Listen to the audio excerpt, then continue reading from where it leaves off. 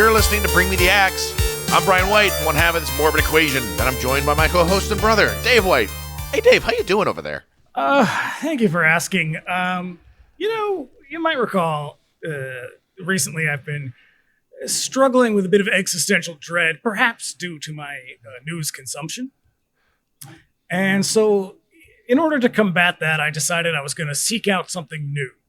And I found some, I guess, what you call an advice podcast, I guess. And it's like two just kind of normal people, just innocent people. Just normal men. Just two, it's a lady and a guy, real normies. And they find shit from other, content from other, I guess you call them content creators. Yeah. And they respond to the ones that are particularly misogynistic or maybe a little bit racist. So most of them, I guess. Yeah, there seems to be quite a lot of them.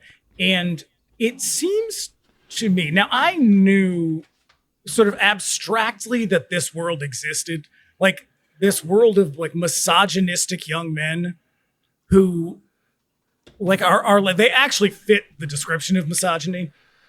But that fucking dude who gave that religious college commencement speech, that guy. The Chiefs kicker. Yeah, and dudes like that, or other really shitty dudes who maybe are not explicitly Christian or otherwise religious, but are they still sort of hold the same views. Now, in the abstract, I know these people exist. And I also understand that they are a very large percentage of the population of this country believes these things. I still find it absolutely jarring to hear people say it. To just come right out and be women really should just be there to support men. That's their job. I don't care if they have goals. And I am frankly stunned that this is a real thing. This exists. And well, here's the thing. I do very strongly disagree with your theory that this is most people. The reason that they do this is because there's a tremendous amount of money to be made in this space from fucking suckers. There is, and this is my second part, is that these two, this is I guess their livelihood. And I'm fascinated that this world, because they talk about other content creators, and I'm how is this a community now? Or they all know, they know each other or enough to reference one another. And I was this is a world I don't want to live in. No, it's a very small space that is given the impression that it's much larger than it is, but they network. Yeah. That's how they stay in business. I mean, they're unfortunately the same sort of apparatuses that we take advantage of to just produce this podcast. I mean, we don't make a fucking dime off of this, obviously, but the same machinery has content creator bonuses and shit, and they'll pay you to say the worst stuff possible, because the worst stuff possible is the shit that gets spread around. And it's not necessarily that people like it. A lot of it gets posted into other places, which just boosts their engagement and registers as views, and therefore makes them more money. But the way that they're being shared is, can you believe these assholes? Which is why I very strongly believe that this stuff does not need to be battled online. It needs to be fucking ignored in a way that does not raise their fucking profile. Look, it's terrible. It is the fucking worst. It is terrible. And there's a lot of them. Given an insight into a world of normies, and I don't think I like it. They suck. I thought this was better for me to not listen to politics, and I'm oh God, the rest of the world's just as bad. No, shit floats, man. That's the fucking problem. Is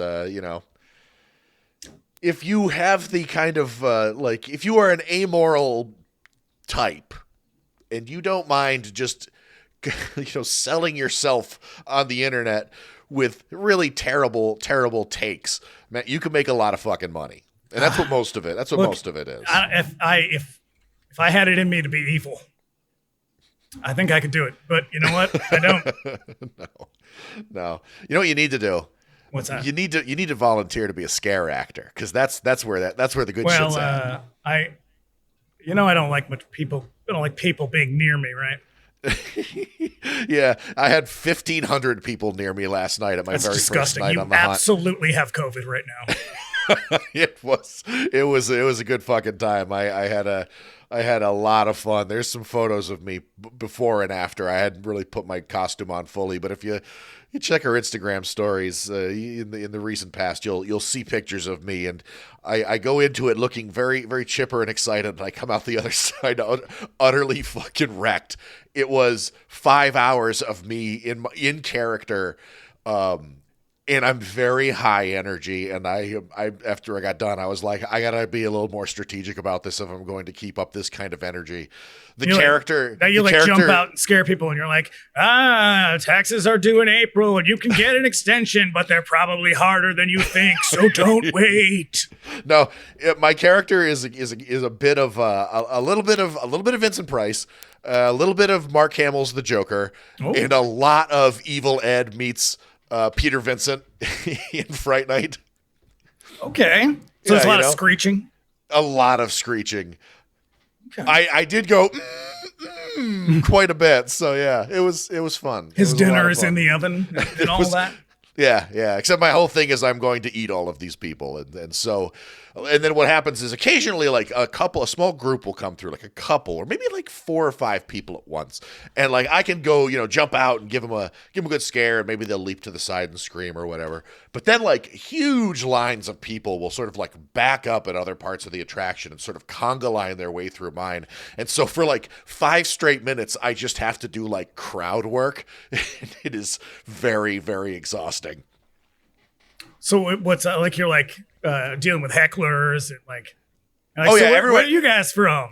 Yeah, everybody's a fucking comedian at this place. Oh, Jesus. Yeah. So yeah, you just make a lot of noise and carry on and scream and have a lot of fun, and it's gonna be a fucking awesome October if that and now something about me says to you, who has known me for my entire life, that I should do this, that I should go and engage with these people. Well, I'm telling you this because your options to escape your personal hell is to indulge in more personal hell. I was trying something new.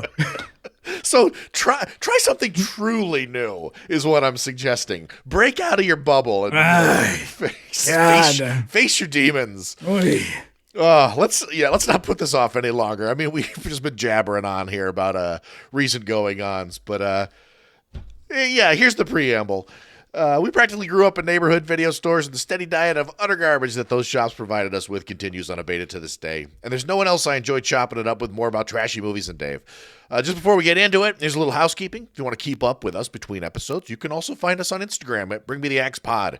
And Dave's over there at That Queer Wolf. Mm-hmm. We have a lot of fun, and I urge you to follow us. It's fun. We're just having a good time. We got a whole 31 days of Halloween, part 2. We did it last year. We're doing it again. Yeah, so, you're 13 days in, so you get up on it. Yeah, we're deep. Get up on that shit. I went for some deep cuts on this year, I think. You did. Today's was a Scooby-Doo one. Which Fuck I was yeah, like, it was. I was like, that's a good pick, man. I do agree. I'm also on TikTok if you do that sort of thing. I haven't been terribly active lately, but you might find me over there dancing and prancing again real soon. Not enough dances, not enough new dances. No, we're kind of out of dances to name here. I not being a dancer myself, or a TikToker as it were. No, you can see me plie and arabesque. Okay. Some of your favorite heroes wear tights, like Batman and Magellan. That is one. So look us up by name over there. And if you don't know, we have another show called 99 Cent Rental. But that show's on a little hiatus this month as we go deep on some of the undisputed heavyweights of horror this month. Our last episode looks at Tobe Hooper's The Texas Chainsaw Massacre, and you'll have to listen to the end of this episode to find out which movie we're doing next week. You can also contact us directly at bringmetheaxepod@gmail.com with any questions, comments, or suggestions. Do let us know if there's a movie that you love and would like to hear us give it the business. And big announcement here. This is the very first time we're bringing it up. Oh, go on. If you would like to support us on Patreon. Oh! You can look us up over there at patreon.com/bringmetheaxepod. There's a couple of tiers that you can join there. Subscribers at the $5 a month tier can look forward to our bi-monthly X-Files rewatch pod, Do You Think I'm Spooky?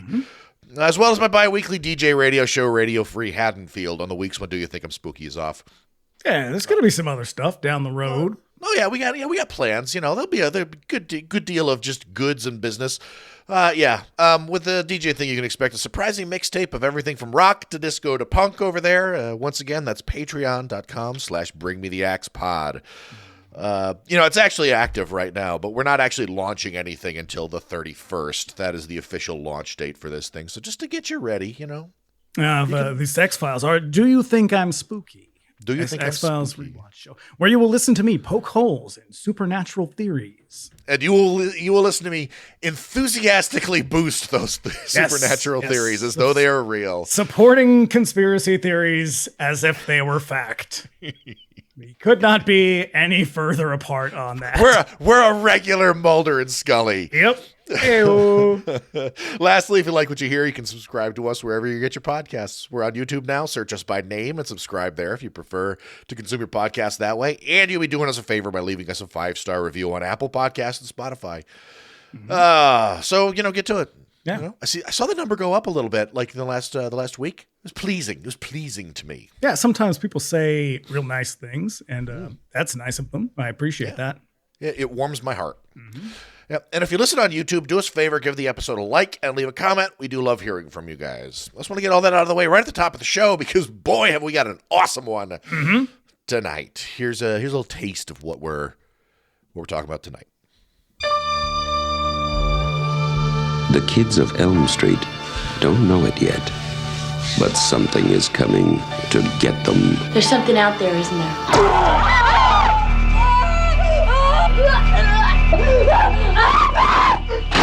You could just see cuts happening. What did that, Lieutenant? I don't know. Tina! What's the coroner got to say? He's in the jar and puking since he saw it. They're gonna kill me for sure. Did you do it? There was somebody else there. He was locked in a room with a girl who went in alive and came out in a rubber bag. No one knows where it came from or who it will visit next. Nancy? There's something wrong with you. You're imagining things. Nightmare on Elm Street. Do you believe in the boogeyman? No. Whatever you do, don't fall asleep. No! She's the only one who can stop it. If she fails, I'm your boyfriend now, Nancy. no one will survive.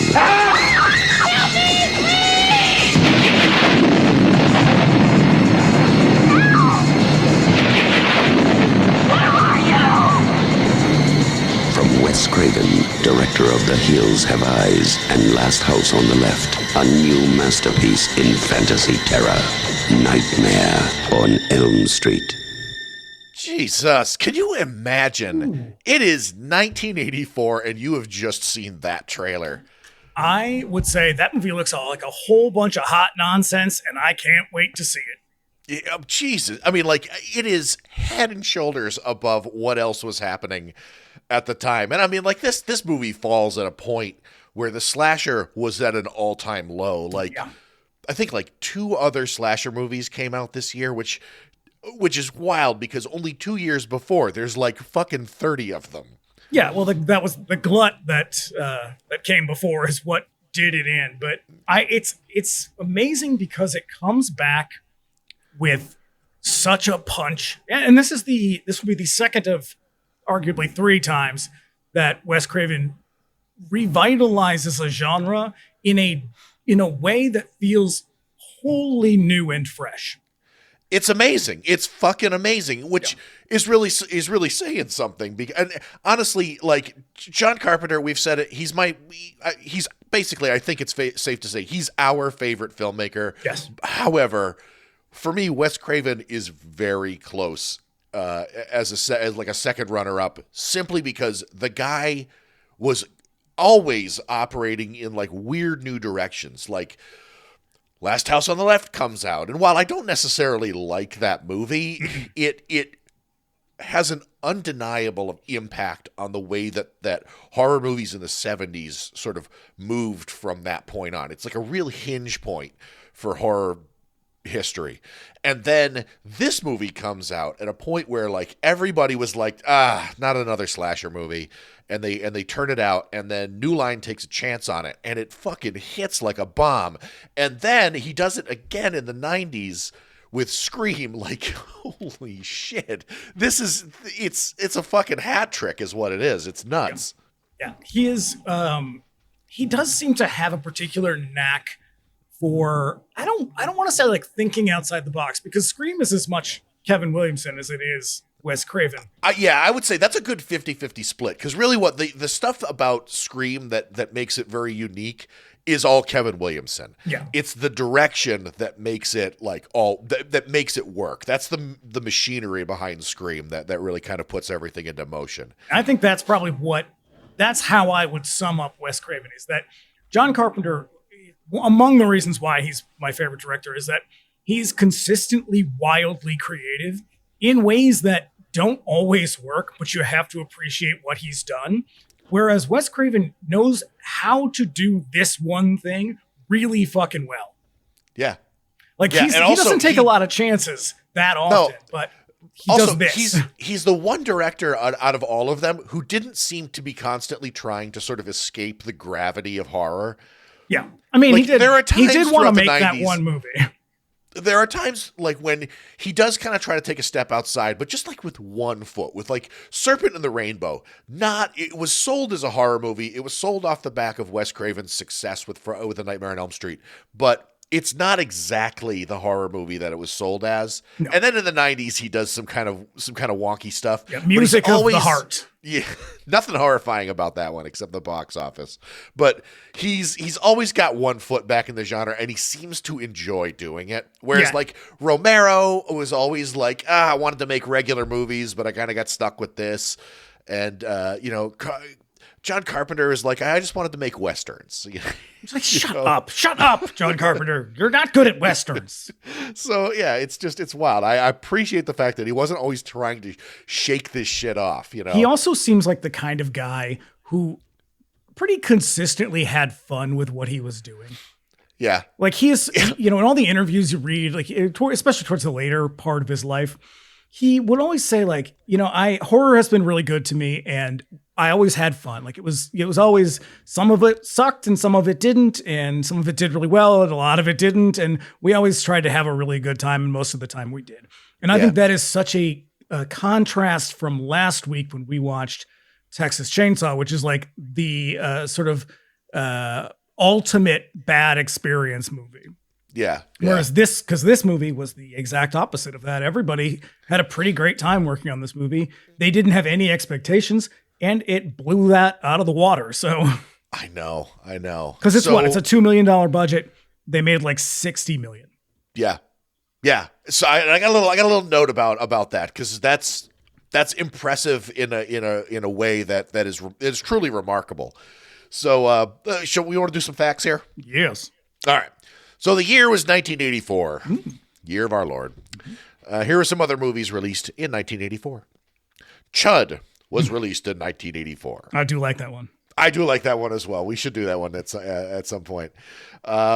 Also, I'm not convinced that this movie was actually made in 84. It was simply released in 84. Fatal Games came out that year. That can't have been made in 84. That has a real hard, like 80, 81 vibe to it. It's a great movie.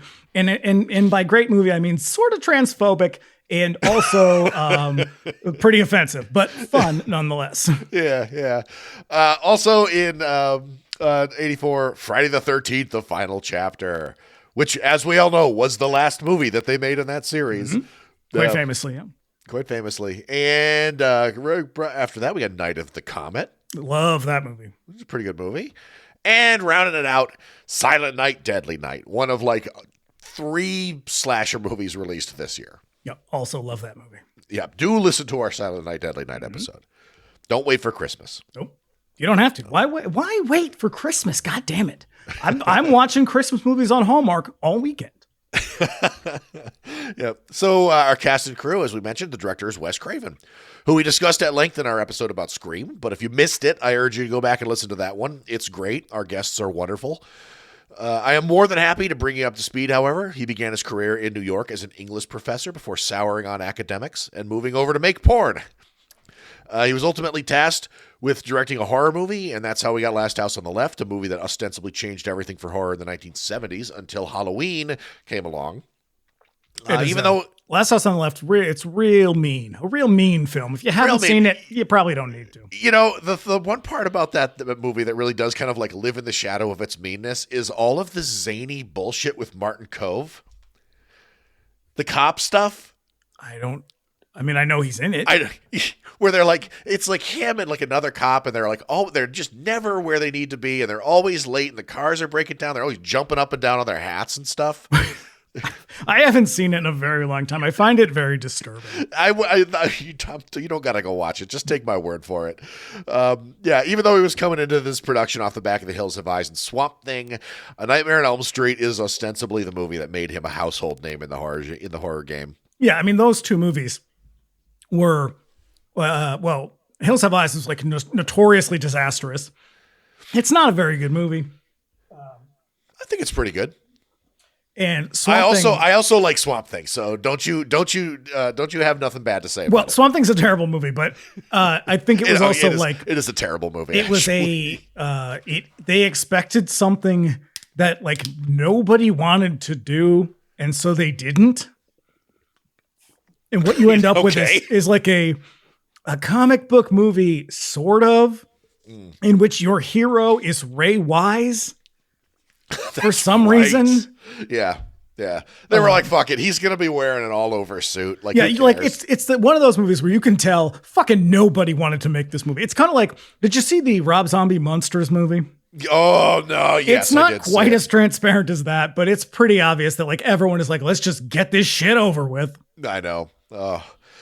Our cast includes Heather Langenkamp in her career defining role. The gravity of Nancy Thompson was such that between 1984 and 1994, she only performed in movies as that character. Hey, she was on Just the 10 of Us. And she had a 3-season run on the TGIF show, Just the 10 of Us, a spinoff of Growing Pains. That's right. Nope, and a surprising number of roles on after-school specials. That makes a lot of sense to me. I feel like that was kind of a place where like it was between soap operas and after school specials. After school specials are like a step up from soap operas. Yeah, the thing you're not wrong. The thing is with those is I think with her it was she convincingly played a teenager. Because all of those after school specials roles, and there's like 3 or 4 of them, they came after Night on Elm Street. I mean, you'd be surprised if you looked at who was in a lot of those. Like, even after they were sort of famous. Oh, that's crazy. I ever tell you about the time I got kicked out of health class for laughing at one? No. It was the one with Mayor Winningham and who was the other one? It's Val Kilmer, Mayor Winningham, and somebody else. And Val Kilmer's like a teenage alcoholic. And at one point he's like driving drunk and hits a girl, and I burst out laughing, and the teacher told me to get out. I got asked to leave a lot of classes in high school until they finally just asked me to leave altogether. Oh boy, that's 2 of us who are asked to leave high schools. Yeah, that is crazy. Heather eventually marries makeup artist David Anderson, and the 2 of them run AFX Studios, a special effects company, as depicted in New Nightmare. Mm-hmm. She seems like a nice lady. She does. She does the con circuit, and I guess she's a real favorite. I've never been to any of those, but I always like when I hear stories. It's like so and so really appreciates their fans, and I was like, that's real nice. It's nice to have that. It's nice. It's good to know them because you don't have to. You know, if you don't always have. There's a lot of people out there that are fucking dicks. Yeah, I know, and I've met a few of them. Mm-hmm. I've met a few of them. Robert Englund, of course, can't mention this movie without Robert Englund. Also, arguably career defining for him as well. No, I would not say arguably. I would say definitely. Who had been auditioning for parts around Hollywood since the mid-'70s. Some of his earliest auditions being for Han Solo and Luke Skywalker in Star Wars. Would have been weird. That would have been pretty weird. Prior to Nightmare, he's probably most recognizable as the alien defector from the various V miniseries. He's also in Dead and Buried, a movie I very much like. He is, yeah. Those V miniseries, they're pretty good. They're not pretty good. I just watched the original one a couple months ago. It's fairly ridiculous. It's fun. It's really fun. That's what I mean when I say good. Like, it's fun. Fun equals good. Okay. But I wouldn't get carried away at the qualitative good. I mean, it's some serious rubber masks. They are. It's rubber masks upon rubber masks. Yep. In fact, it's a real hat on a hat scenario here. Yeah, I would argue that no other horror movie actor is as iconic as he is. A lot of that having to do with Freddy not wearing a mask and depending on an actor that could actually play the part. And that is, I think, was comfortable being horrifying, but also being hammy as hell. Oh yeah. Because this franchise. Of all the franchises, I find this one probably the most annoying. I enjoy a couple of them. For for a long time, it was always like, are you a Jason guy or are you a Freddy guy? And like I would say that there are vastly more Freddy fans than there are Jason fans. I prefer the silent stalker. Mm-hmm. I find the quippy, jokey Freddy to be really fucking annoying. Yeah, it's a little too WWF for me. Yeah, I've got room for one of the sequels, and it's everybody's favorite sequel. It's fucking Dream Warriors. But after that, like, it's just they wrote the sequels to sort of cram as many sort of like quippy one-liners and shit, like he's fucking Arnold Schwarzenegger or something. And he gets real misogynistic by the third one, where it's like every other woman is a bitch, and it's like, all right, you're really buddy. They did that. They joke on that in Rick and Morty with that character. I can't remember his name, but everything is like, surprise, bitch. Yeah, it's little. Yeah. Aw, bitch. Aw, bitch. He's done a lot more since Freddy, directing the abysmal 976 Evil with Steve Jeffries. I don't know what you're talking about, abysmal. That movie is terrible. Fucking sucks. Yeah. And lastly, rounding out the cast, and this is a heavy cast, but I only got time for 3. We got Johnny Depp, noted alcohol enthusiast and Keith Richards impersonator. Yeah. In the role that launched his career. He's no good. He's no good for anybody. Not really what else there is to say about Johnny Depp, I guess. He's ostensibly I would have gone with John Saxon. Oh, I know. He's in this one looking his sexiest. The sax man. Mm-hmm. I would say Johnny Depp is ostensibly a bigger cultural import than Freddy Krueger, but nobody wears a cutoff tee like this guy does. That's true. But yeah, we've got what the fuck? John Saxon. What's the mother's name? I can't remember. Ronnie Blakely. She goes from Oscar winner to this. I know, and she's in a role here that like she is almost like every scene she's in, she's like, "What am I doing here again?" Yeah, but I think there's a story behind all that. I can't remember what it is, and it's not a happy one. But I think she really struggled after she won an Oscar for Nashville, and like she's been in some other shit too. And then all of a sudden she's in this, and like it just seems like everything kind of fell apart for her. Huh. It's pretty unfortunate. Yeah. Got a couple of taglines here, and they're pretty good. Well, one of them is. This is my favorite. If Nancy doesn't wake up screaming, she won't wake up at all. That's the only one you need. Yeah. Because there's the British one, sleep kills. Yeah. Yeah. The poster is among the most iconic and recognizable of all time. Not just in terms of horror movie posters, but theatrical poster art, period. The artist, Matthew Peake, was hired right out of art school, and this was his very first piece of commercial art ever. Really? Yes. Yeah. But he did have a little bit of a boost because his father also did movie posters, and his brother was also in promotional art for movies. Weird. Yeah. Peake would go on to produce poster art for the next 4 sequels. His brother produced photographic promo materials for The Thing, among other John Carpenter pieces. Mm-hmm. And his father was the artist behind My Fair Lady and Apocalypse Now, among others as well. But those are probably his 2 most noted. Apart from the Nightmare sequels, Peake produced posters for 3 other movies only: Cherry 2000, Rush, and Rich in Love. Weird other choices. I know, right? Rush, yeah. like the cocaine movie? Is it a cocaine movie or a heroin movie? That was about cocaine. It's been a long time. I remember as Greg Allman's the bad guy in it. Really? Yeah. But he was eventually hired by Maurice Saraban to produce cover art for more movie soundtracks along with his work in fine art. His website is MatthewPeak.com. You can see his work there. It's actually pretty great. I say actually as though that's surprising. His work is really good. In a similar vein, the lesser-seen British poster for Nightmare is also worth a mention. Produced by artist Graham Humphreys, it's not quite as evocative as Peak's, but it's very cool, featuring a similar motif of sleeping Nancy and Freddy sort of looming with the glove taking up a large part of the work. The movie really brought the best out in everyone who worked on it. Unlike Peak, Humphreys was a seasoned artist in the world of theatrical posters. In the 80s, he also produced posters for the Evil Dead movies, both of them, as well as Phenomena. Really? Yeah. He's still at it. He's doing all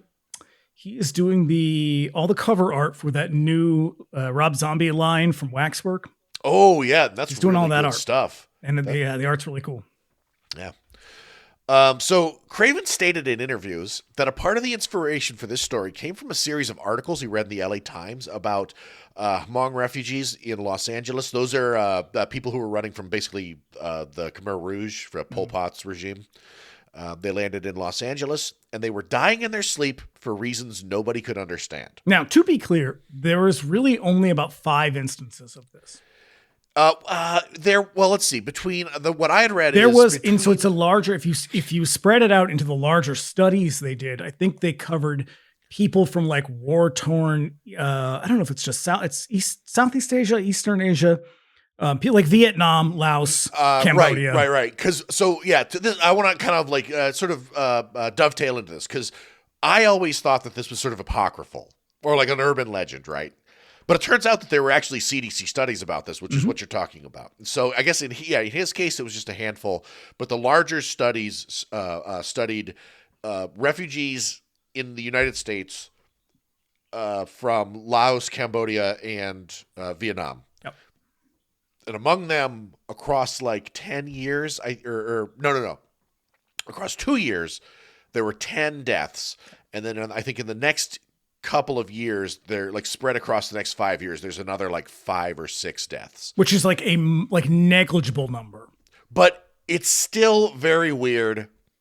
But what I also found out was this is completely unrelated to this because the CDC did not study this. They studied this in Singapore because between 1982 and 1990, under similarly mysterious circumstances, Thai immigrant laborers in Singapore died as well. 230 of them. Damn. That's a lot. Now, you're going to love this because the explanation is a real wet blanket. Yep. I mean, it makes sense. The idea, the kind of driving inspiration for that kind of got its hooks in Craven was like these people were having nightmares because that was one of the sort of reported problems. Is there were it was anecdotal. It was like people would report witnessing them appearing to be as though they were in a nightmare state. Yeah, it was like but I would say that there were enough of them to sort of be worthy of mention in the CDC reports because they are mentioned in those, that they had like various parasomnias, but still there is a rational explanation for this. So the going theory is that because the members of these groups all came from the same small rural communities, they shared a sort of narrow genetic diversity, which made a certain defect of the heart more common among them than in other groups. So the nightmares were likely caused by the trauma of fleeing war. If you don't know what the Khmer Rouge or Pol Pot or what he got up to, do a little research. You might understand why these people were so traumatized. I mean, and also it should be said. So the thing I believe is called Brugada syndrome. Yeah. The heart defect. But it should also be said that particularly in the US, when those refugees came here, they were very much not welcome. So they're going from like a really horrific home life, I guess, and then to come here under extremely stressful circumstances and be thrust into a culture where you don't really speak the language, you don't know anything about the culture, and everybody's being real shitty to you. It's like, no fucking wonder some people died. Like the amount of stress that they're under Yeah, he's bound to cause health problems. And that is exactly what it was they were, they have this sort of unique genetic characteristic. They have been there. They come from a place where they have been brutalized. Many of their family simply vanished. They come to this place. Their entire lives are uprooted. They're thrust into a culture that is ambivalent about them in the best of cases. And so they just have this terrible stress that they're under. And so they're having nightmares as a very reasonable, symptom of this effect that they're under. And it's causing a tremendous strain on their heart. And so many of them, enough to be remarkable, just kind of die in their sleep. So yeah, unfucking real. Yeah. Real. Yeah. It's real sad. Yeah. Also, apparently Gary Wright's song Dreamweaver was an inspiring factor. Yep. Just to put a little punctuation on that. So Freddy Krueger came from several things. This was also kind of fascinating to read because he's kind of like piecemealed from like various events in Craven's life across the years. One particular person he cannot seem to get over. Yeah. So the inspiration for the visual look of Freddy Krueger came from a childhood experience where now I could not find a single source of truth on this, and it drives me fucking crazy. Probably because he's told this story 1,000 times and it changes every time he tells the story. So this is where I settled on this. His inspiration for the visual look of Krueger came from a childhood experience where he spotted a homeless man on the sidewalk passing his apartment at night. In some cases, he's just a guy in a trench coat and a fedora hat. In other cases, he has burns on his face or something. And in other stories, he has some kind of a physical deformity that frightened the little Wes Craven.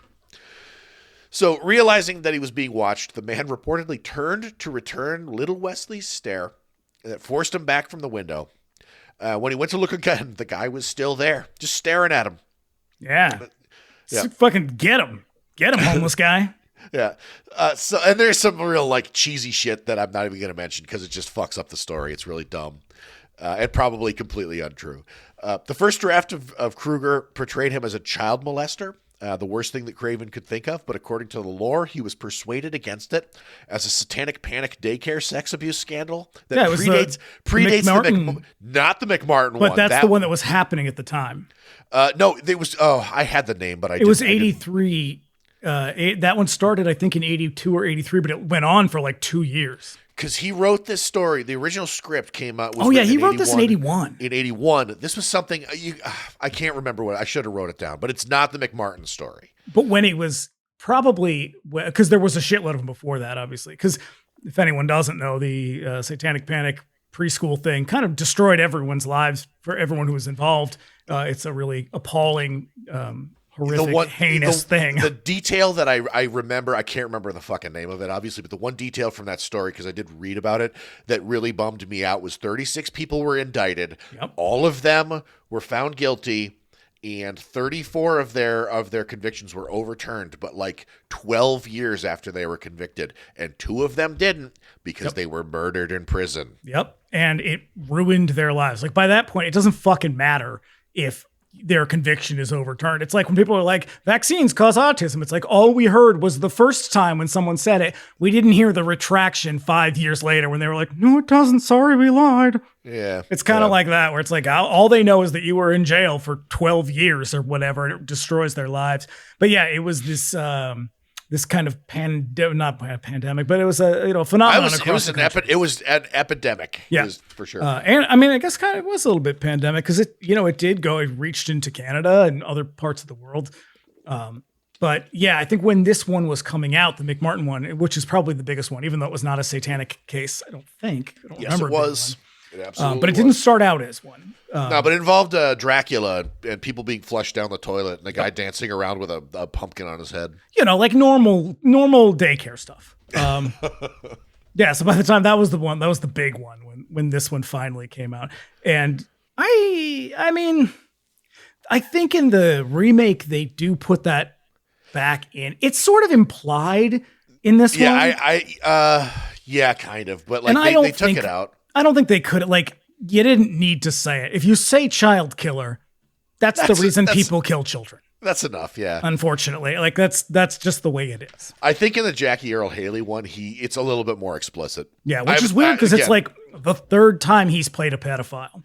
Because he was in a movie like a couple years earlier where he played like another pedophile character. He's a real weird looking dude. He is. You know, he was one of the guys who tried out for Glenn in this. Really? Yeah. And they were like, nope, you're too bad news bearsy for me. Right.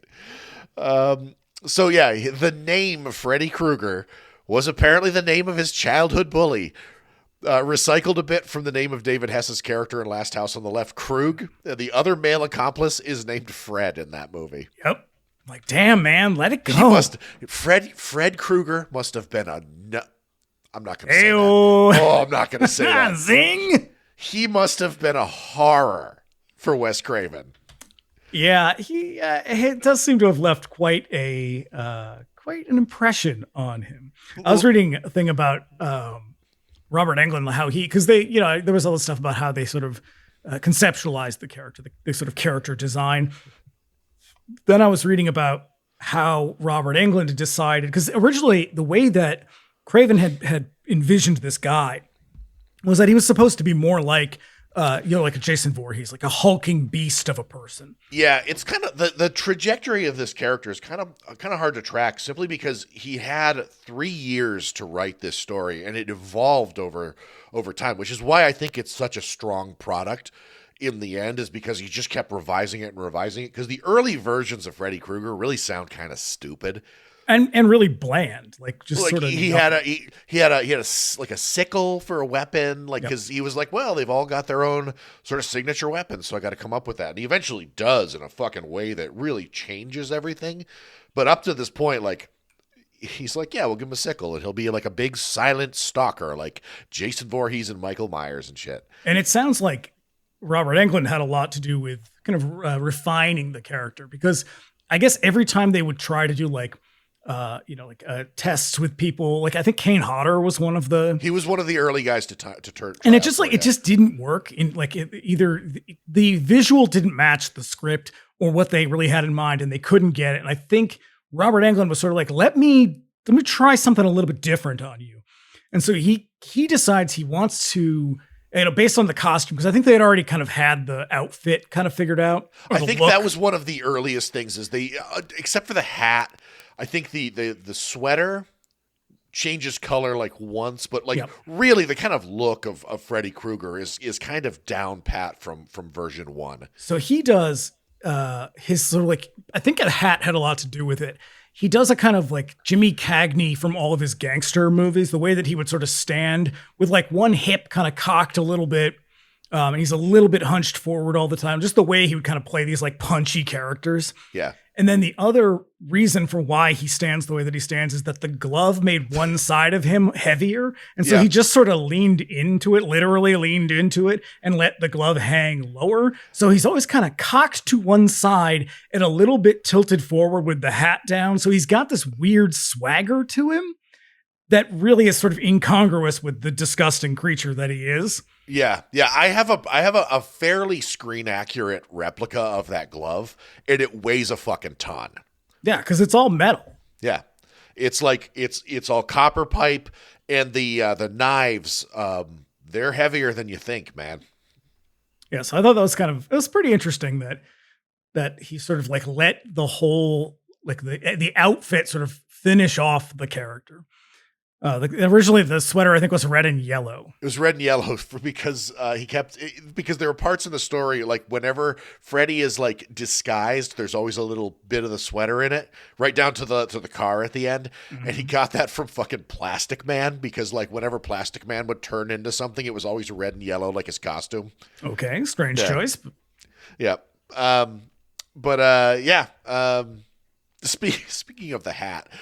Robert Englund tells a story about them trying out all these hats on. The very first one they put on him was the hat that ends up basically in the movie.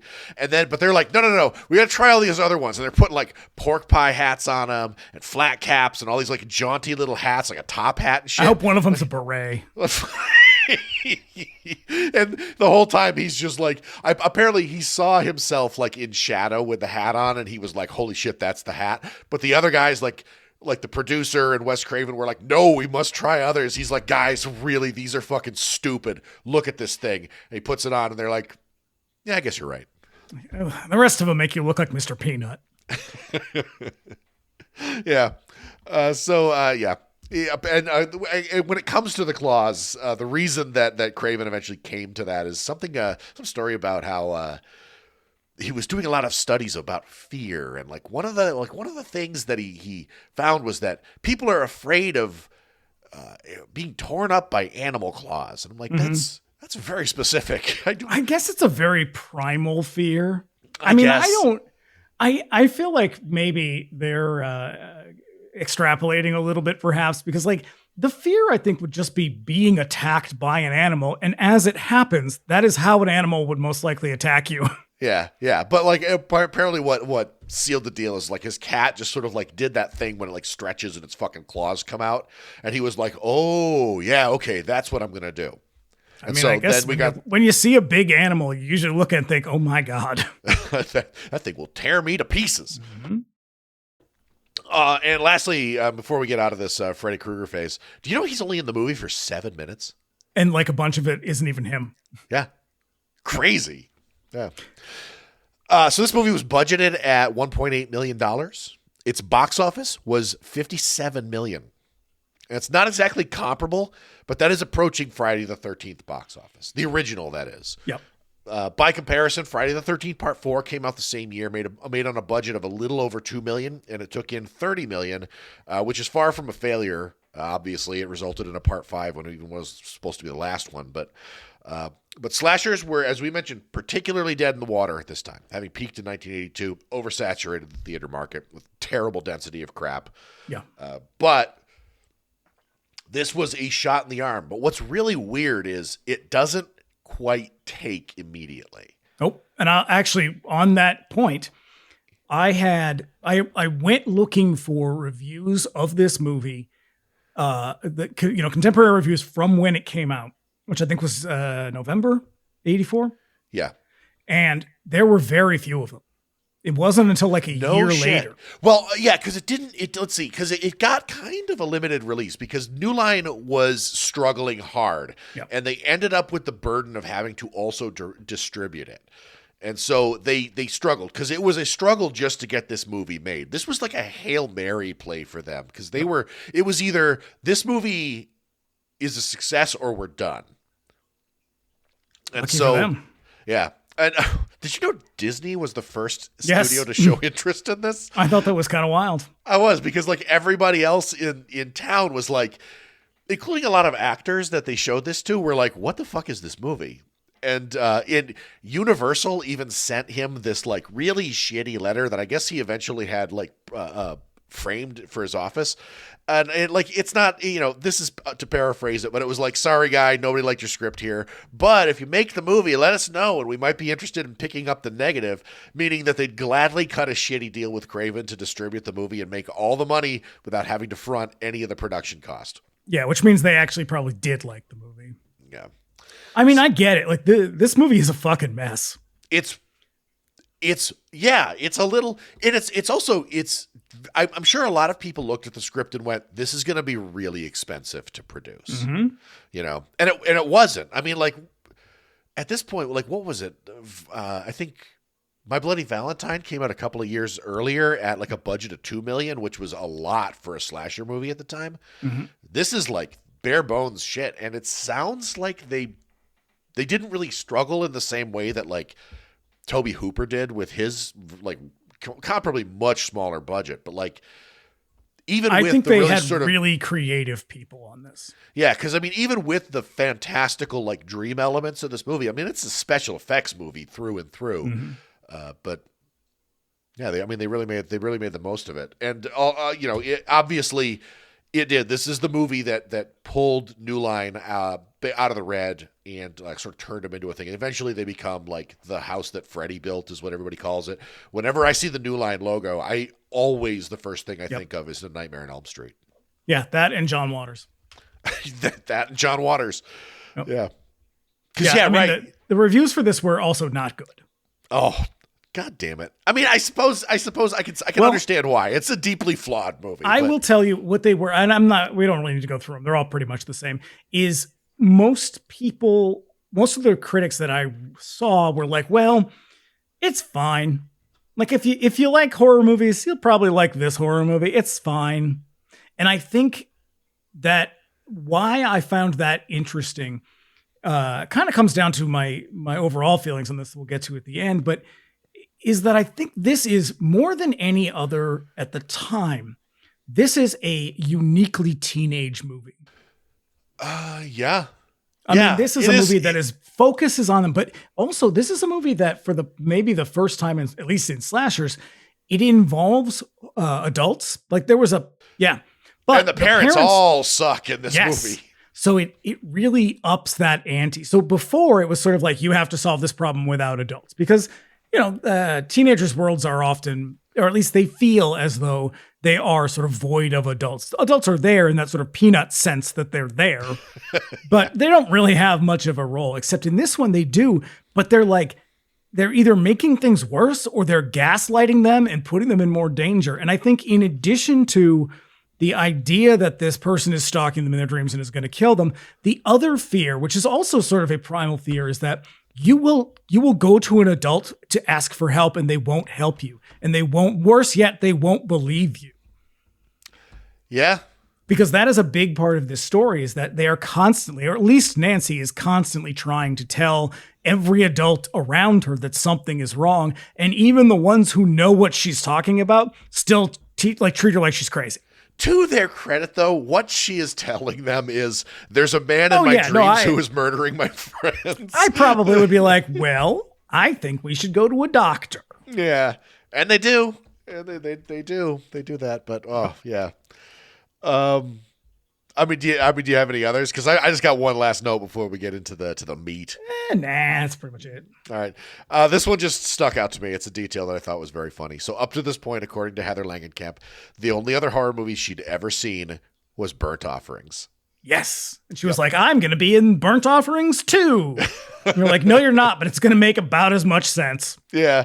Go back and listen to our Burnt Offerings episode. That's a great one. It's also a great movie. Also, this is her favorite character to play. I think this is a great character. I love Nancy. I think that she is the true first final girl. I was just about to say that. There have been final girls up to this point, but up to this point, none of them have set a bunch of like improvised traps and shit with like exploding light bulbs. She's truly a fighter in this movie. Yeah, those characters are the ones to survive, whereas Nancy is like legitimately taking him on. Yeah, I with gusto. I love it. Yeah. So you want to do it? Let us. All right. So we open on Freddy Krueger, face unseen, as he crafts his signature knife glove in a nasty ass boiler room. Yeah. Look, why does he have all this shit in his basement? He's a maintenance guy. Okay. Well, look, here's what I think. I think the 80s led us to believe that boiler rooms would play a much larger role in our lives. There's a lot of things that happen in boiler rooms in the 80s that I don't think I've ever seen once, save for the one I'm currently sitting in. No. But yeah, it seemed like there were a lot of boiler rooms in movies. I've never once ever been in a boiler room. Oh, I don't even know what they are. No. I don't even know if they're real. They boil water, maybe? Yep, that seems right. No. But you could tell that like groundskeeper Willie was definitely crafted a little bit after this character, just based on this scene entirely. And then we cut to Tina, a 15-year-old girl, running from some unseen stalker in a long hallway. Now, when you say running, I think what you mean is she's more prancercising. Yeah.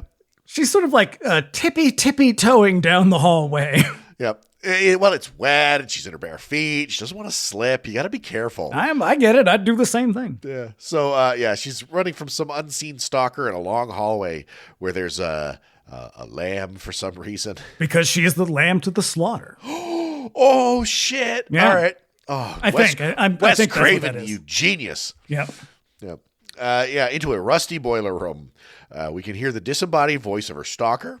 She comes to a place where it appears someone has been living, and steel claws tear through a sheet, and her stalker leaps through, forcing her to run away. And she's cornered in a fiery hallway when Freddy Krueger suddenly leaps up from behind with his claw ready, and she wakes up. Yep. And then her mom bursts in the door with her I'm gonna guess her mom's boyfriend, who's real fucking gross. And so she comes in and she's like, "Oh, what is it, honey? You gotta stop those. You gotta cut your fingernails, or you gotta stop that kind of dreaming. You gotta stop those bad dreams." And she's got like mascara running, and she's got fucking knife slashes in her shirt. And Uncle Polly shows up in a stained wife beater. He really is.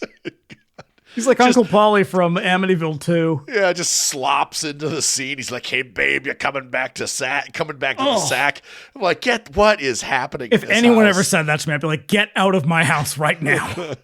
God. So she gets rid of him. So now in the morning, Tina goes to school with her friends Nancy and Glenn. And this is a cool scene though, like the transition. So they cut back and they do the little kid jump rope where they're singing the song, and they do. So that's in this sort of like ethereal dreamland, real gauzy lens type of bullshit. But they cut from that to the car, like it's from dream to reality in a really cool sort of seamless way. I really like that. There's a lot of that in this, and I do like that because there are parts where you're like, is this a dream right now? So yeah, put a pin in that. We'll get to that at the end. Yeah. So yeah, she goes to school with her friends Nancy and Glenn and her very horny boyfriend Rod. And Glenn is like pawing at Nancy the whole time in that way that like teenage boys do. There's an authenticity to it, I suppose. Yeah, so like I used to when I used to work in the financial district, and I would take the train to work every day. I would like watch when young couples would get on, and I would say almost invariably the teenage boy in the scenario would be like kind of putting his like get real handsy, not in like a sexy way, but in like a "you're my property and I want everyone to know it" kind of way, where it's like just kind of like touching all the time. And the girl, you could kind of tell that she would just be like, "Oh, come on, not now," because like I wouldn't want people being like all fucking touching me and shit. And that's just how they are. Yeah, and that's how Glenn is. Yeah, but Rod, meanwhile, he's like Danny Zuko.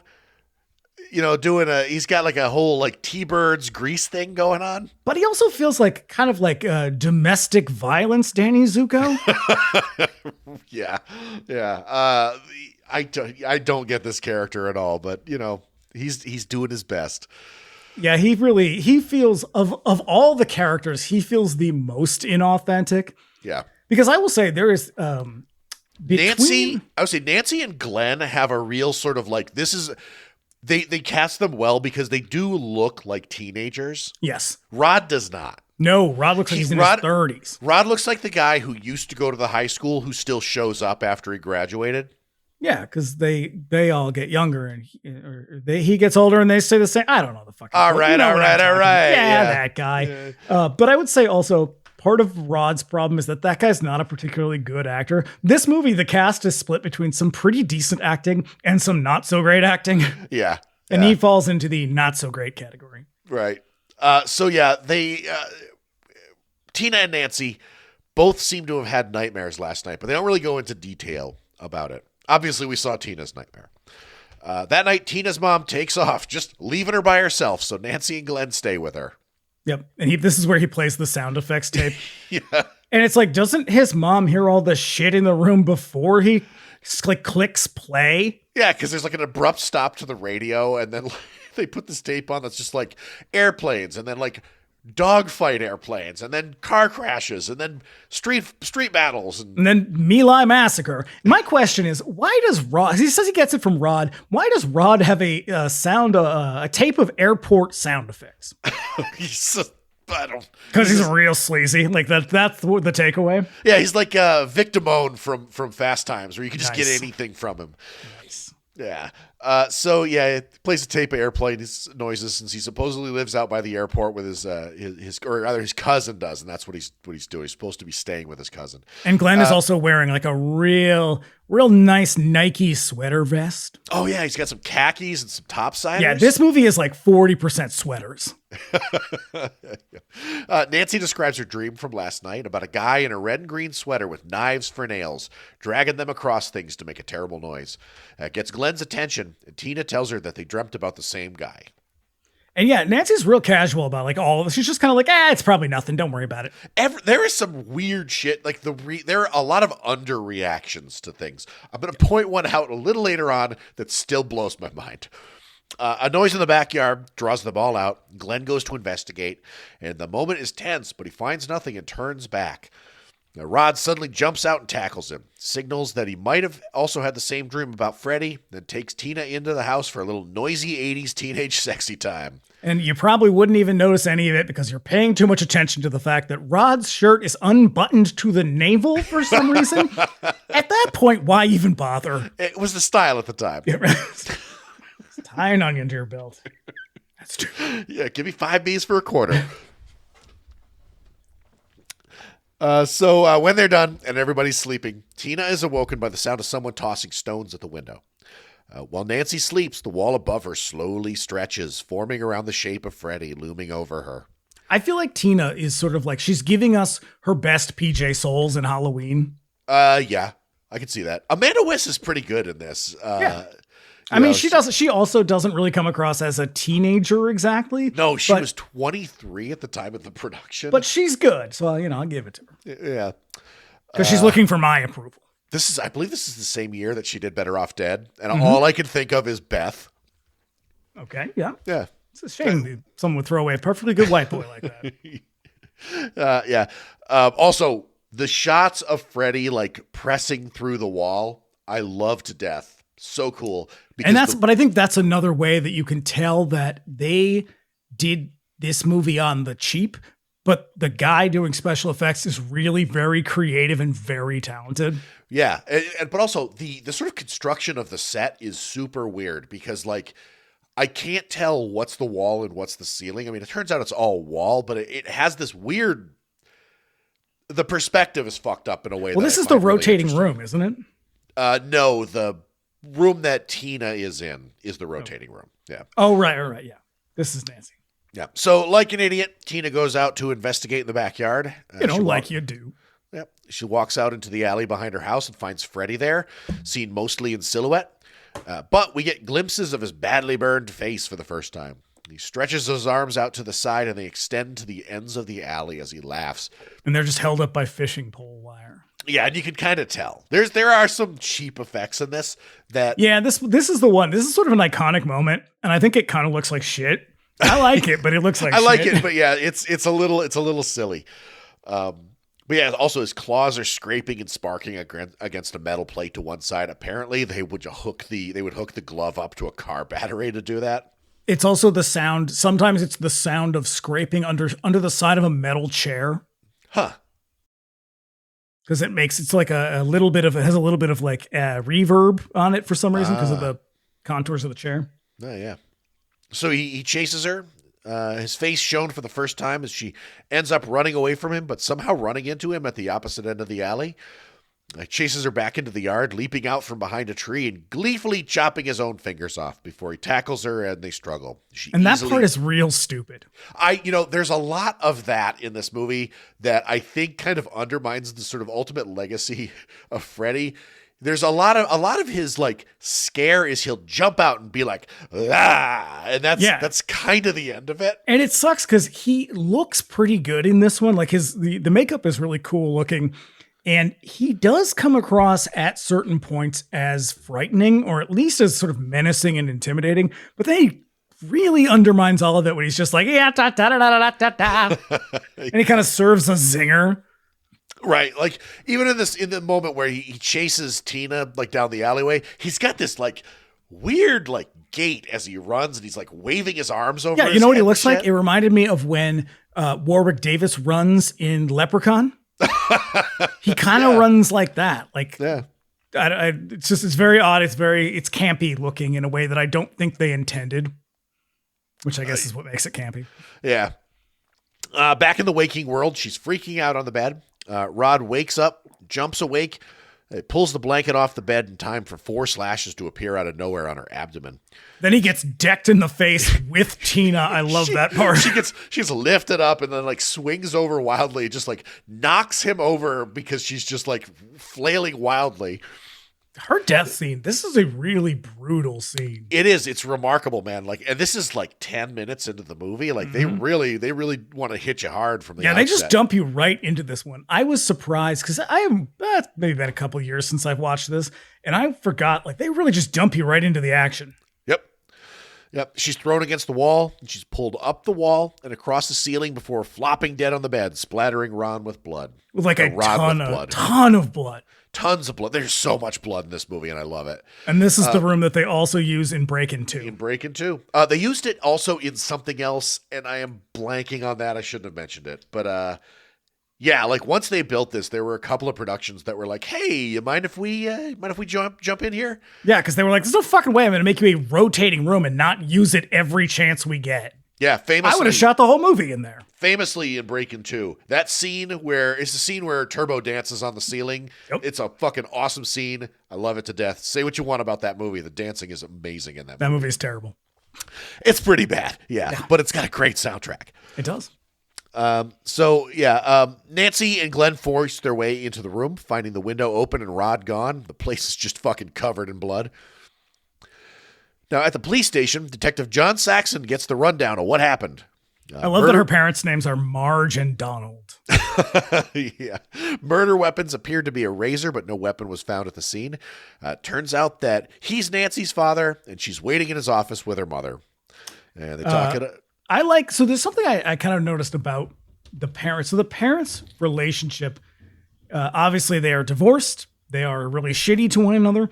And it made me wonder how much he was influenced by the kind of moral panic around divorces in the rising divorce rate at the time, because people, starting in the mid 70s, people were starting to get divorced at a lot higher rates because it turns out that they weren't actually happy.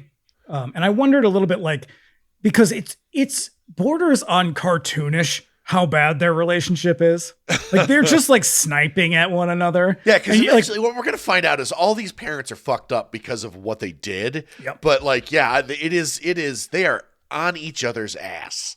Yeah, and it's like, this is a thing that kind of started to make its way into popular media in the early 80s. I mean, you even got like, after school special movies like My Dad Lives in a Motel Now, or whatever the fuck it was called. And that is an actual movie. Yeah, my dad bought a Cybertruck. Yes. But it wasn't an illusion. Like, I felt like around this time, I was starting to become a little social, and like I had friends that I would go to their house and I'd be like, "Where's your dad?" And he'd be like, "Oh, my dad lives across town." And it's like, in a motel. Yeah, in a motel, and he has a Cybertruck. Yep. It's like, and so like, but the more people that I met, the more of this it seemed very common, and I was like. Well, because they did away with no fault divorce. Like, they ended it in like 1976 or 77 or something ridiculous like that. I thought that was a Reagan thing, but it might have been even later. But that's why it's like people were all of a sudden it was much easier. It was much easier to get a divorce, and so everybody was getting fucking divorced. And because the things that kept women locked in relationships, like the fact that they couldn't get credit cards in their own name. Most often, the mortgages and leases and all that other shit was in their husband's name because people just wouldn't rent to them. That had started to change as well. Thanks, feminism. Yep. I want half. Yeah. Fuck naked on a zebra. So yeah, I thought it was interesting that like we come in real hot with Marge and Donald. Yep. So it's just to sort of establish that her parents are split up. And it's a real smart way to sort of weave it into the story in a way that doesn't feel like forced or wobbly. There is something, I think why it stands out to me is that there is something about their relationship that even though it's a little cartoonish, it does feel kind of authentic, that like they just fucking hate each other. Yep. Also, because John Saxon, the dude shows up in every movie ever made. He's a good actor. He is a good actor. He's good in everything. He definitely goes into the good actor column in this one. Yeah, he's a handsome man. He's a handsome man. There's a natural flow about the way he delivers stuff, which contrasts really hard against Marge, who is, like I said, she seems very confused in a lot of the movie. And like she doesn't quite know how to play it. So she's like, I guess I'm just on edge all the time. Am I drunk? Listen, am I drunk right now or am I anxious right now? And they were like, 6 and 1, half dozen and another. You decide. Yeah. In the morning, her mother pours herself a tall glass of vodka to get things going.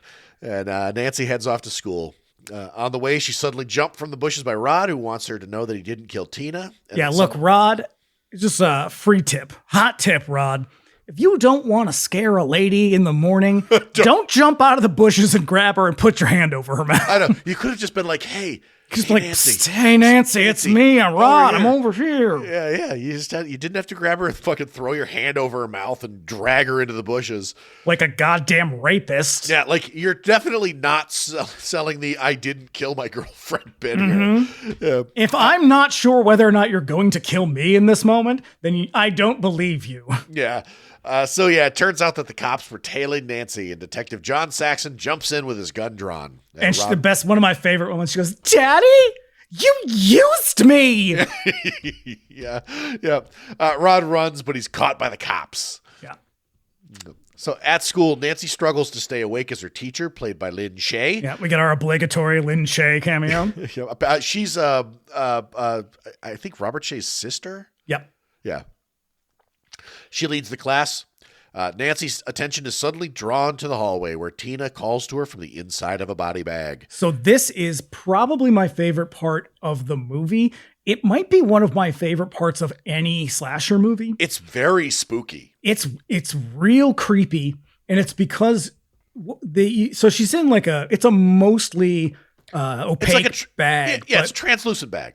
But it's you can't quite see her, and they've sort of they haven't blacked out her eyes, but they've darkened around her eyes and sort of around her mouth to so you can see her, but she kind of looks dead, but also not dead. It's just fucking creepy. And this was one of the ones that we used to watch on TV all the time.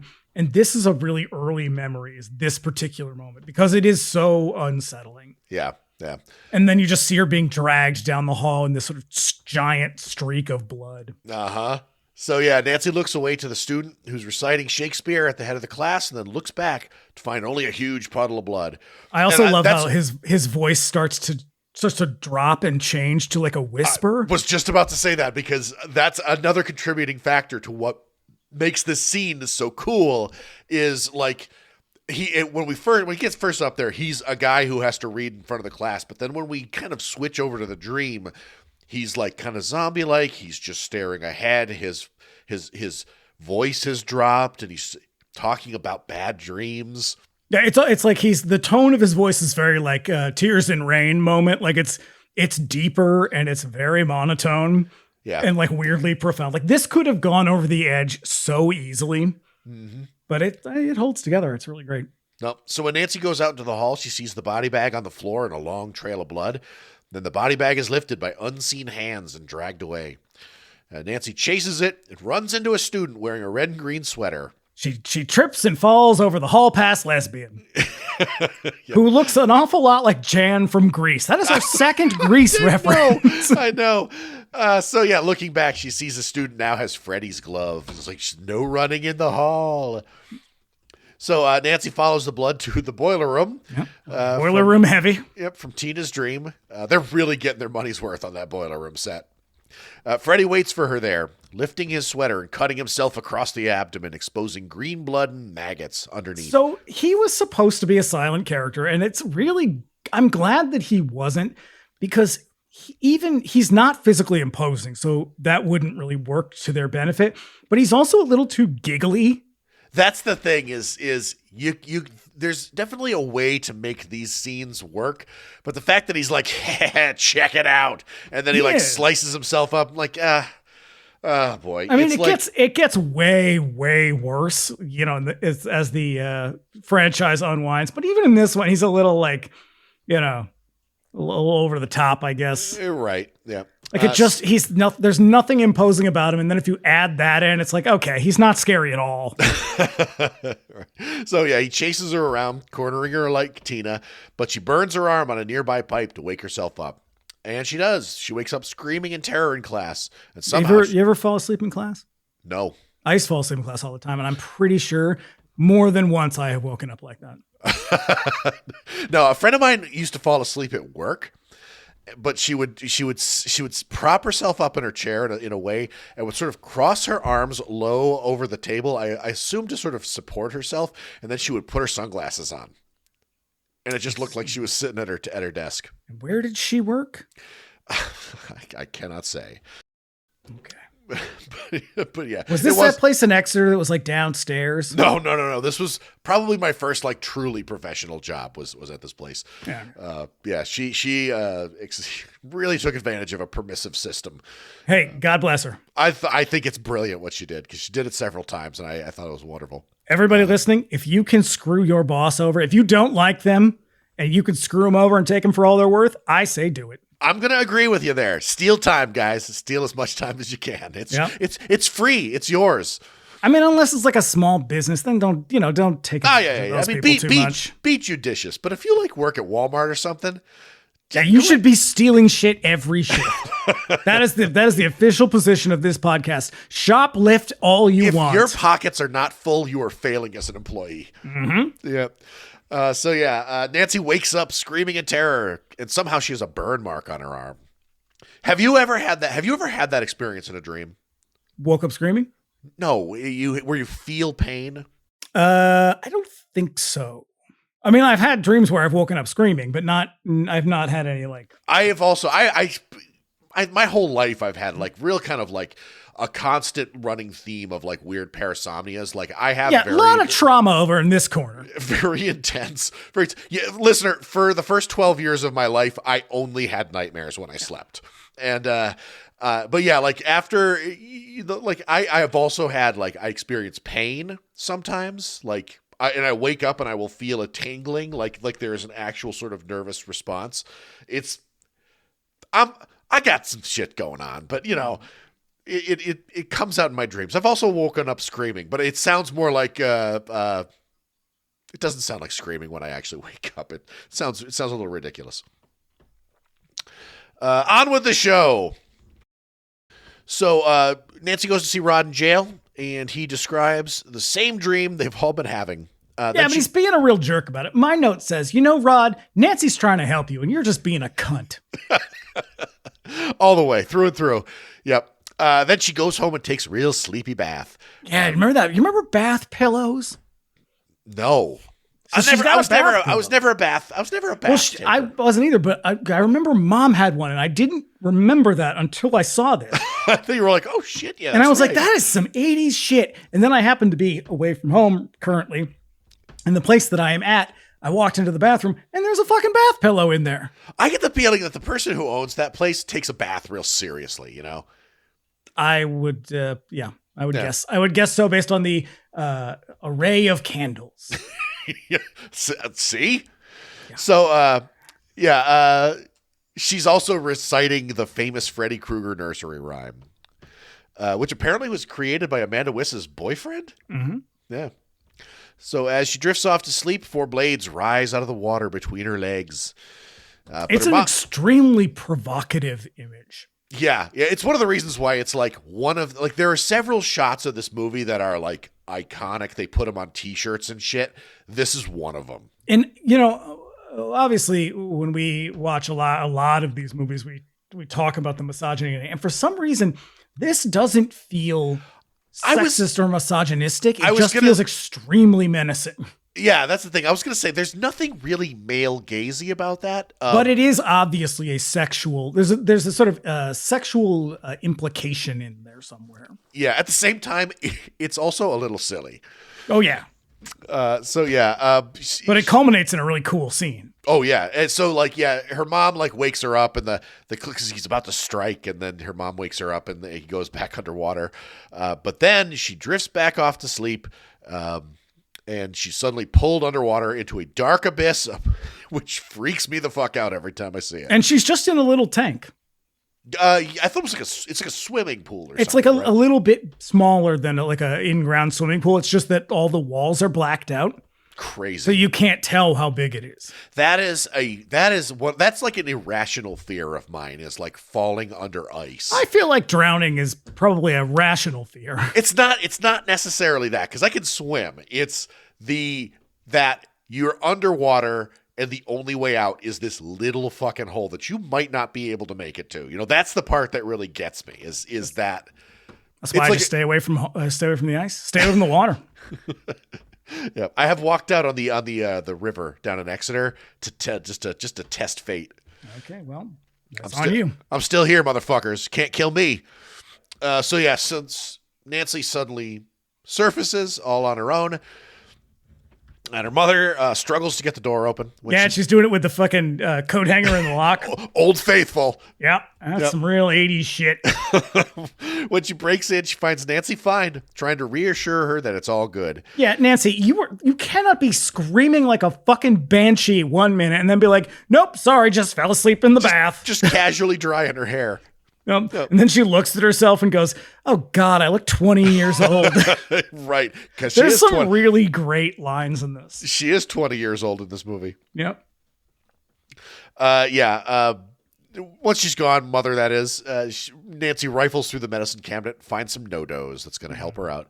Do they still make those? Oh, I think they do. They must. Okay. Bad idea. Nobody, don't take those. No. That night, Nancy struggles to stay awake, watching Evil Dead on TV. She hears a noise at the window and goes to check. Glenn surprises her at the window. They talk a bit, and then we get this again in Scream. Yeah, that's right. I believe he's also. Is this when he's wearing Tatum's outfit from Scream? I mean, the crop top, not the skirt. No, that's that. He's wearing that when he gets pulled into the bed. Okay. Yeah.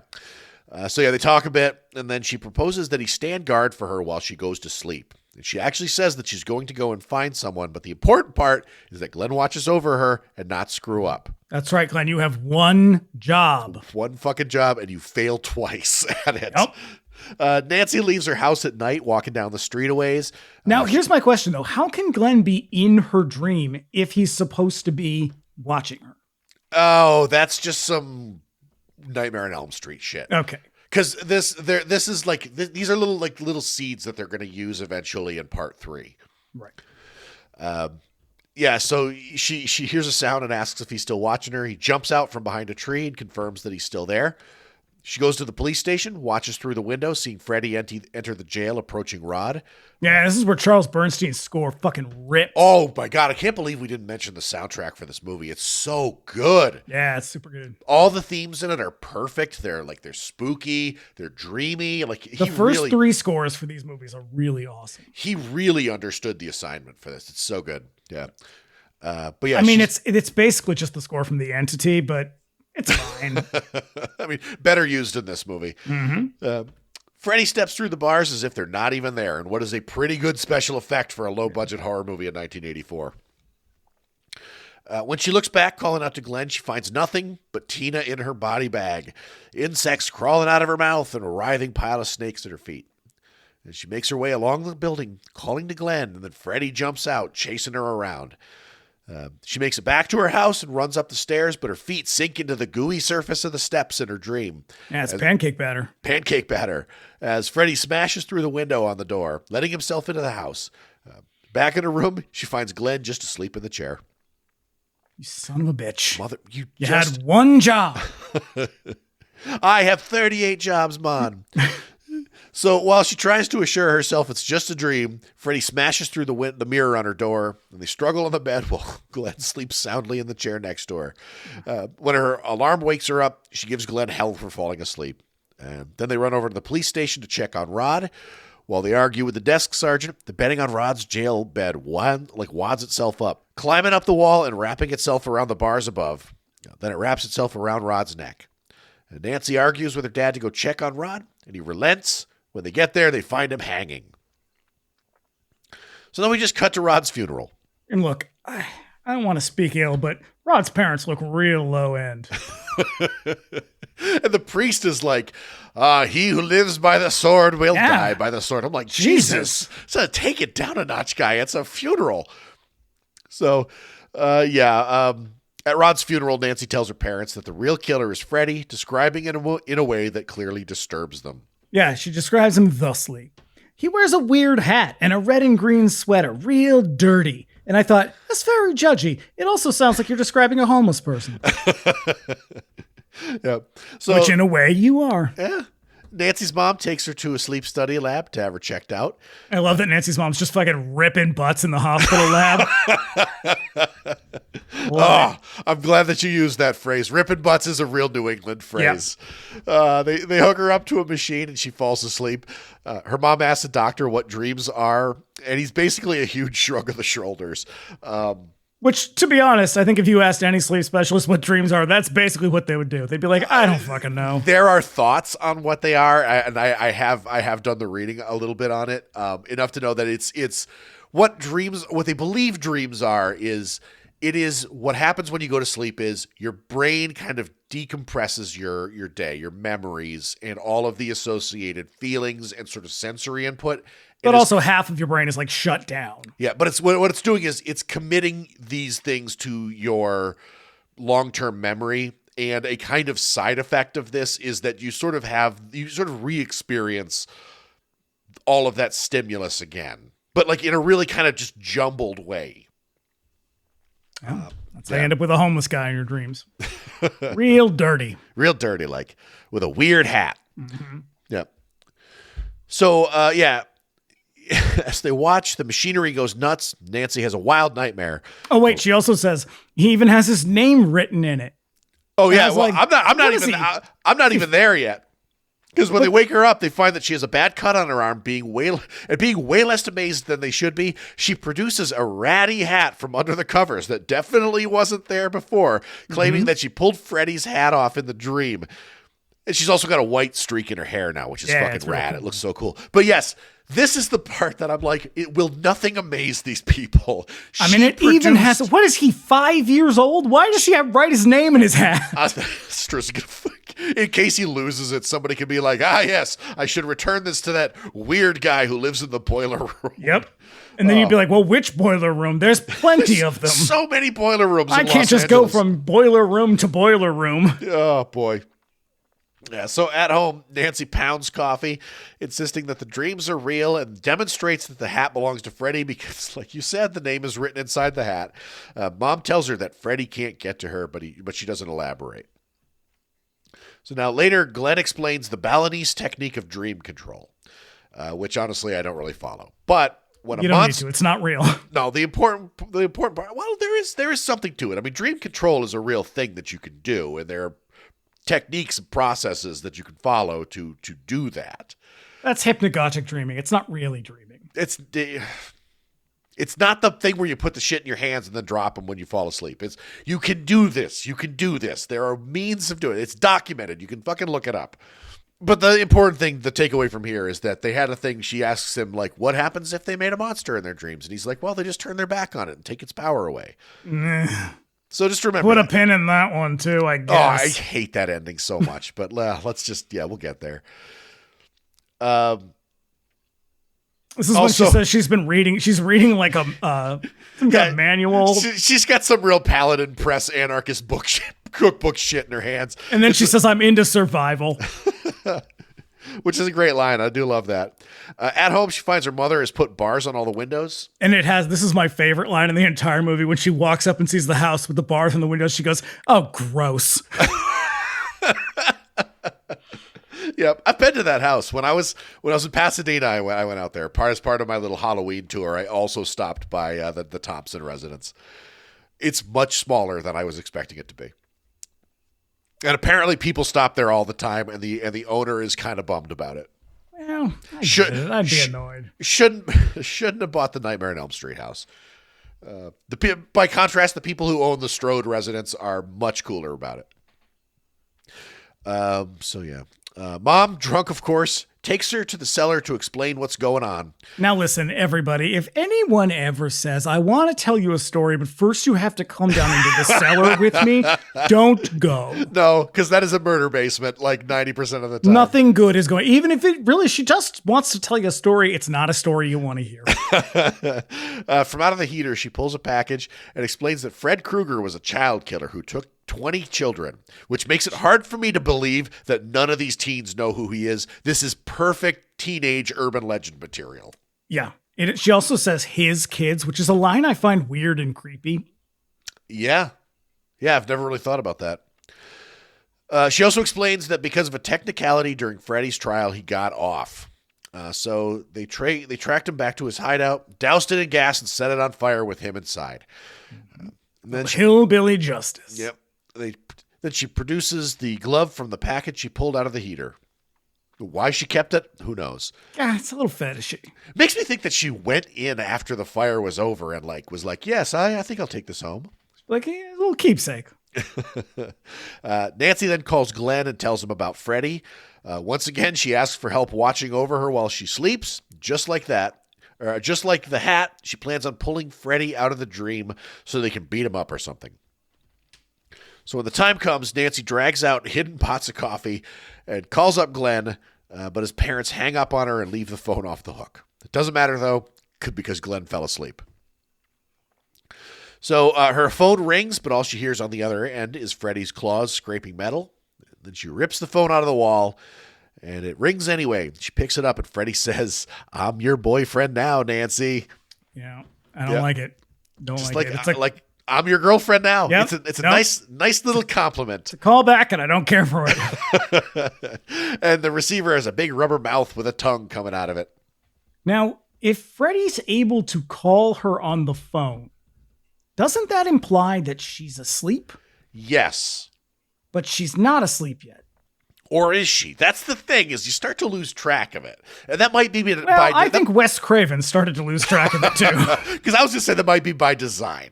Because this all gets really kind of hard to track after a while. I also think the fact that her arm wound is still bleeding and leaking from underneath the bandage, that's a little concerning. I know. Obviously, it was not handled correctly. And by this point, this is too when Nancy's mother she just starts to go downhill real fast. Oh my God! Third. Yeah, Nancy runs to the door and finds it locked, and her mom is very, very, very drunk. Mm-hmm. So meanwhile, at Glenn's, he's fast asleep. He's awoken when the bed suddenly opens up and pulls him and everything around him into it. It is incredible. Yep. There is a beat, and then a massive geyser of blood erupts from the hole in the bed. One of the coolest kills in any fucking horror movie ever. Yeah. Just bathing the ceiling. And apparently, this again, they used the spinning room for this. And what they did not account for when they engineered this apparatus was the sort of weight of a fluid kind of sloshing around. And so eventually what happens is it all sort of lists to one side and the entire room turns. And you can see this actually happening in the film when all of the shit that's actually supposedly dangling from the ceiling kind of turns to the side. Surprisingly, nobody got hurt, but shit got electrocuted and stuff. It's a very crazy story. It sounds very perilous. This is when they open the door. His mother finally gets the door open. Right, yeah. His mom comes in and somehow doesn't go completely insane from the impossible thing that she's looking at. Detective John Saxon, of course, is on the scene. And Nancy calls Glenn's house to tell him that Freddy did it and that she's going into her dreams to bring him out. He just needs to come over and get him when the time is right. So he just has one of his guys watch over the house. And this is when she assembles her badass. Right, yeah. She sets up. It's you learned all of this from a 40-page book. Yep, apparently. But there's not really that much that she does. There's explosive light bulbs. She's got a spring-loaded sledgehammer. Then she puts that seems a little complicated to me. that one, because that one involves some engineering. Yeah. Then she puts drunk mom to bed. I feel like the mom being drunk thing, it's sort of unnecessary. It doesn't really do much for the story. And it makes her look really silly. I was going to say, they're really hitting you over the head with it at this point. Because she is wasted in these scenes. Yeah, she's like the, who was that guy that was in all the westerns, and he would always play the old drunk guy who would sort of whistle when he would talk. Oh, I know who you're talking She's about. kind of like that. Like she's just like singing Old Brown Jug as she's passing out on the couch or whatever. Nobody knows how dry I am. So then, she sets her alarm and gets ready for the boss fight. And she's screaming, "Follow me!" And I would think, if I was Freddy, I'd be a little suspicious about why she's so gung-ho about me following her. I know, all of a sudden, she's not afraid of me. He probably just wants his hat back. In her dream, she goes down to the basement, gets Freddy's glove out. She finds another door there, which takes her deeper into the dream, into Freddy's boiler room. Here we go again. Yep. In Freddy's room, she finds trophies of his latest kills. And then she calls to him, and he comes out, chasing her. She leads him out of his boiler room, leaping from the catwalk and out into her front yard onto an obvious stunt pad. He attacks her again. She grabs him as her alarm goes off, but back in her room, all she has is the trellis from the front yard. Freddy is in the house, though, and he attacks. She gets the drop on him, traps him in her room. She arms the sledge, and then she's out there calling to the cops that she has him, but they don't come. Is this when we see the flaming footsteps? No, that's a little later on. That part's cool, too. Yeah, it is. When Freddy gets out of the room, the sledge hits him Home Alone style, and he falls down the steps. Nancy then lures him into the living room, and she detonates the explosive bulbs. And he chases her down in the basement. She douses him with gas and sets him on fire again, and then traps him in the basement where he burns. And this is where the ending starts to get pretty confusing. Yeah. So when her dad and the cops bust in, they find the basement door open with flaming footsteps through the living room and up the stairs. In her mother's room, Flaming Freddy is busily killing Mom. Detective John Saxon puts the fire out with a blanket, but when they pull the blanket off, all they find is Mother's charred corpse, which sinks into the bed, leaving behind Not even a charred corpse, it's a charred skeleton. which sinks into the bed, leaving behind a ghostly silhouette, which is a pretty cool effect. She dismisses... And the bed glows a little bit. Yeah. She dismisses her father, and then the door closes on its own, and Freddy rising from the bed behind her. And she faces him, telling him that she knows how to beat him and takes back all of his power by turning her back on him.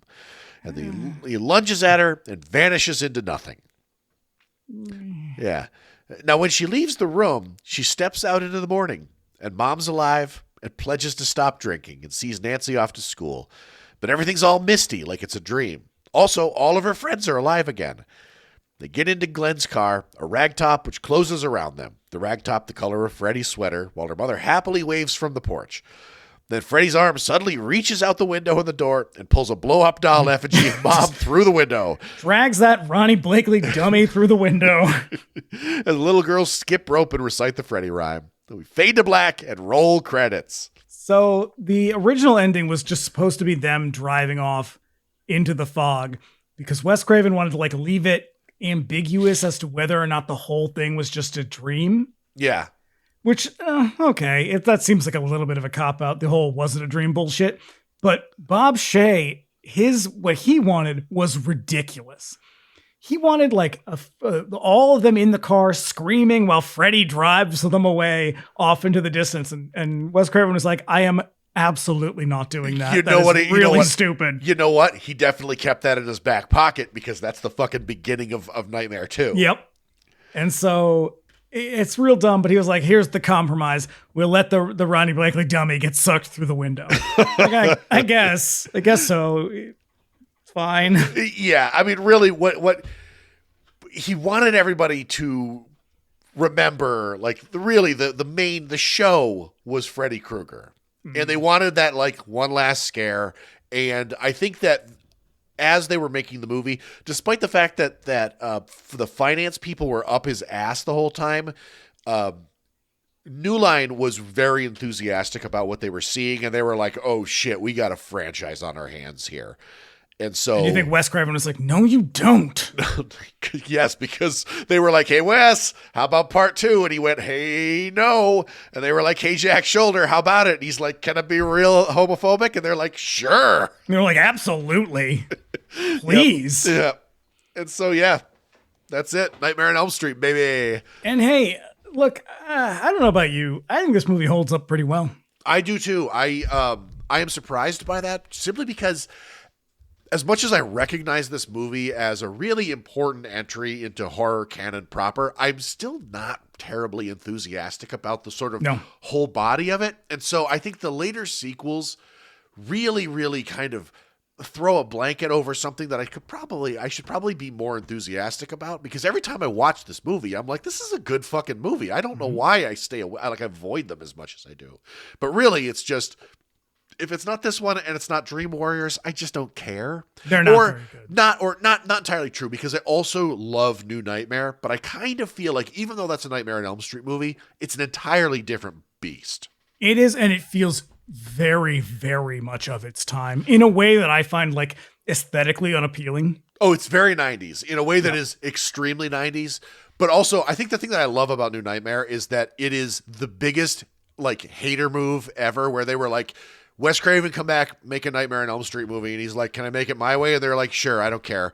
And so he does it. And it's a movie about how much he hates making sequels, and not how much he hates it, but how much he is haunted by this one fucking movie he made in 1984, which has come to define his entire career, as he is several times after this, he is going to sort of explore this in ways that are just, he doesn't quite get it right until he's allowed to do it exactly as he wants to. Cause like Shocker is sort of his first overtures towards that. And nobody really liked New Nightmare that much. Critically, at the time, it was a fucking failure. And I remember when I first saw it, because I saw that one at the movies, I did not like it. But I also don't think I really got it. But like years later, having seen it a couple of times and really kind of having some perspective, like I really appreciate that movie for what it is. Also, it makes Freddy scary again, which I fucking love. I think it makes him scarier than he's ever been, because he's a little goofy in this one too. Not in that one, man. He is fucking terrifying. Yep. But now, I mean, despite the fact that he's very silly in this one, there has never been a monster like him, especially in the sort of slasher paradigm. I mean, it is so truly unique. And the fact that the movie isn't just kids getting killed at a camp or at school or, you know, in your typical setting, there's like, it's them getting killed in their dreams. It's just so fucking unique. What a movie. And even to this day, like there have been attempts to kind of, you know, play on it and sort of riff on it, and they never quite land. Nope. Because they're trying to do a thing that he wasn't trying to do. He just did it. Yeah. He just sort of knew how to do this thing that felt authentic to him. And it's a quintessentially 80s movie. Like these go on to become a real parody of themselves in a way that's like gets into like scary movie territory almost. But this one, they all feel genuine. Some of the characters have more dimension than others. You like them all for the most part. Not quite in that it's not as successful in the way that Halloween is successful, because I think that movie has a lot of depth. This one does not, but it's fun. It feels like what horror became in the 80s. It feels like a teen movie through and through. And I think that's why critics really didn't get it. That's why they were like, it's another horror movie, because it wasn't for them.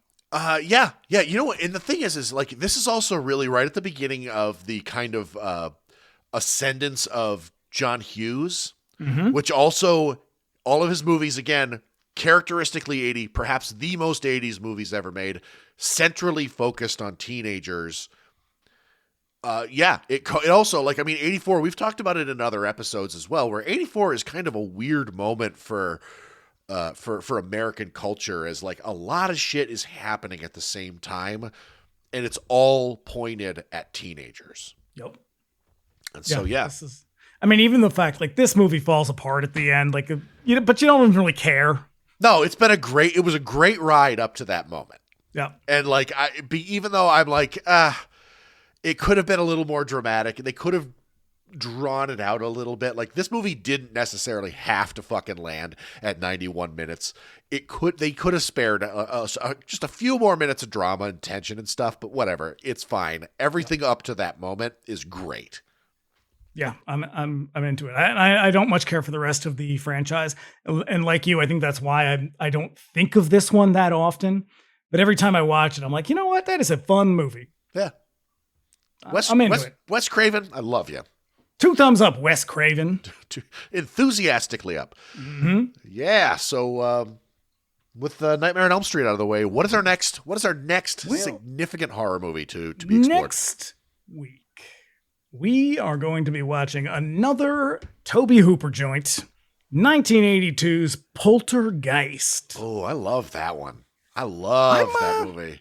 I don't know how I feel about that movie. I like it. That movie has made me a little verklempt while watching it. Yeah, and I don't know why. There are moments where I get a little overcome, but it's a damn fine movie, and there is a lot of production shit to talk about in that one. So I'm looking. And I think we even have a guest.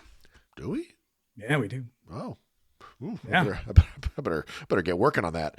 Mm-hmm. All right. So yeah, we'll see you guys next week when we take on Tobe Hooper's Poltergeist. Yeah, and go sign up on Patreon and shit. Yeah, fuck yeah. If you've made it this far, you are likely to sign up on Patreon. So please sign up on Patreon. Yep. Patreon.com/BringMeTheAxePod.